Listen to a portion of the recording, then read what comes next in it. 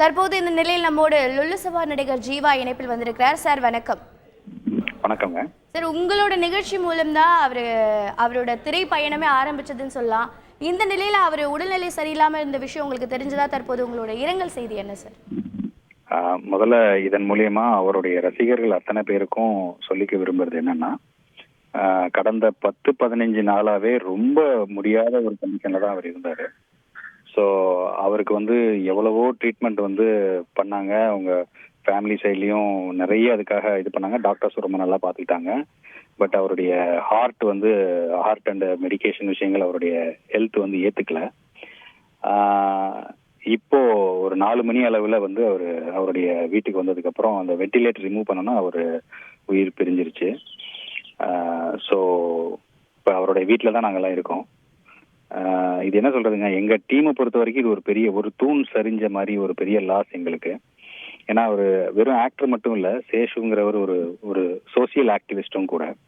நிறைய பேருக்கு நிறைய நல்ல விஷயங்கள் பண்ணியிருக்காரு. அவரால் பயனடைந்தவர்கள்னு பார்த்தீங்கன்னா நிறைய கஷ்டப்படுறவங்களுக்கு நிறைய பேருக்கு அவரால் முடிஞ்சது. அவர்கிட்ட நிறைய பேர்கிட்ட அவர் அதை ஃபண்ட் ஜென்ரேட் பண்ணி அவங்களுக்கான சப்போர்ட் பண்ணக்கூடிய ஒரு நல்ல மனிதரை இந்த நேரத்தில் நம்ம இழந்திருக்கோம். அவங்க குடும்பத்துக்கு இது ஒரு பெரிய லாஸ். அண்ட் இந்த நேரத்தில் என்ன அவங்க ஃபேமிலியில் என்ன விரும்புகிறாங்கன்னா, ரொம்ப அது க்ரௌட் அவருடைய அவருடைய மேலே அன்பு செலுத்துறவங்க, அவருக்கு மேலே நிறைய பேருக்கு அன்பு இருக்குன்றது எல்லாம் அவங்க ஃபேமிலியால் புரிஞ்சுக்க முடியுது. பட் என்னன்னா, இந்த இடம் போதாத காரணத்தினால அதுக்குள்ள ரொம்ப நெருக்கடி ஆயிருமோன்ற ஒரு பயமும் அவங்களுக்கு இருக்கு. ஸோ உங்களுடைய கண்டலன்சஸ் எல்லாருமே அங்கங்க இருந்தே நீங்க தெரியப்படுத்திக்கிங்க முடிஞ்ச அளவுக்கு. ஸோ இதுதான் என்னோட சைடில் இருக்க ஒரு ரெக்வஸ்ட் டு மீடியா ஆல்சோ. மீடியாவுக்கும் இதை இந்த நேரத்தில் சொல்றதுக்கு நான் கடமைப்பட்டிருக்கேன். அங்கே அவங்களுடைய ஃபேமிலியில் ஒருத்தராக நான் இந்த விஷயத்த சொல்றேன், அவங்களோட சன்ஸோடைய அப்ரூவ். ஸோ இதாங்க சார்.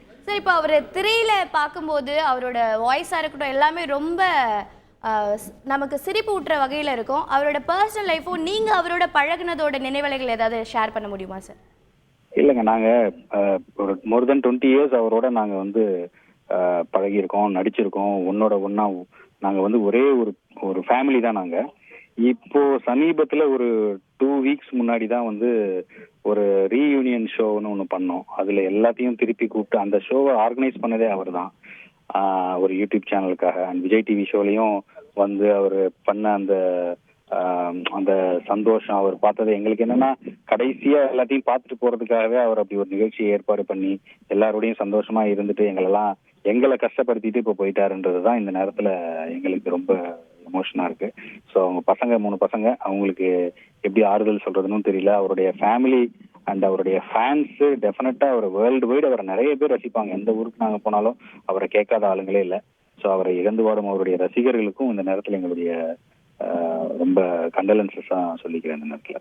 ரைட் சார், இணைப்பில் உங்கள் கருத்துக்களை பதிவிட்டதுக்கு மிக்க நன்றி. திரைப்பட காமெடி நடிகர் சேஷு காலமாக இருக்கிறார். கடந்த சில நாட்களுக்கு முன்பாக மாரடைப்பு காரணமாக மருத்துவமனையில் அனுமதிக்கப்பட்டிருந்த நிலையில் தற்போது அவர் காலமாக இருக்கிறார். இந்த அண்மை செய்தியை நாம் பார்த்து வருகிறோம். இது திரைத்துறையினருக்கு மத்தியில் பெரும் அதிர்ச்சியை ஏற்படுத்தியிருக்கும் என்றுதான் சொல்ல வேண்டும். சேஷுவின் உயர் சிகிச்சைக்காக ரூபாய் 10 லட்சம் நிதி தேவைப்பட்டதால் அவரின் நண்பர்கள் பலரும் நிதி திரட்டி வந்த நிலையில் தற்போது காலமாக இருக்கிறார். செய்திகளை உடனுக்குடன் தெரிந்து கொள்ள உடனே சப்ஸ்கிரைப் பண்ணுங்க.